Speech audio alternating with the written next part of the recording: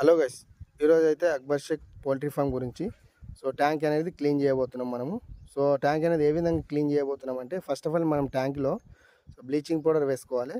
Bleaching powder వేసుకున్నాక తర్వాత pipe line clean చేసే ఒకటి ఉంటుంది మందు, మనకు అది వచ్చేసి మన కంపెనీ వాళ్ళే ఇస్తారు. ఇది 4.5 లీటర్లో మనకు వచ్చేసి H2O2.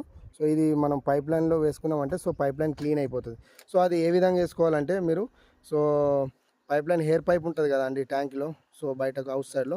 ఆ హెయిర్ పైప్లో మనం ఇది పోసుకొని అవుటర్లో వాల్ అనేది మనం ఓపెన్ చేసుకోవాలి మన ఫారం దగ్గరది. అక్కడికి వెళ్ళిపోతుంది. మొత్తం పైప్ లైన్ అనేది క్లీన్ అయిపోతుంది.